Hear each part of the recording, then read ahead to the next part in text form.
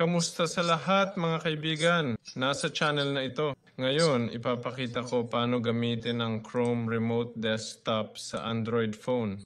Para magsimula, piliin ang Google account na gagamitin natin at hanapin ang Chrome Remote Desktop. Pindutin at piliin ang unang website. Okay? Pagkatapos, mag-download tayo dito. I-download ang installer. Buksan ito, i-install ang Chrome, pindutin ang Enable, piliin ang pangalan ng computer, at i-click ang Next. Gumawa ng PIN.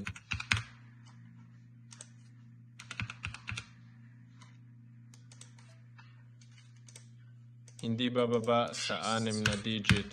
Okay. Pindutin ang Start. Sige, i-click ang Yes. Magsisimula na dito. Habang naghihintay, i-download ang Chrome Remote Desktop sa iyong phone. Buksan ito. Mag-login sa Google account na kailangan natin, piliin ang PC at pwede na natin gamitin ang remote access.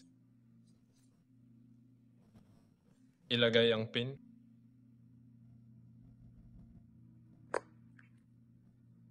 Pindutin ang Get Access at magagamit na natin ang screen ng computer.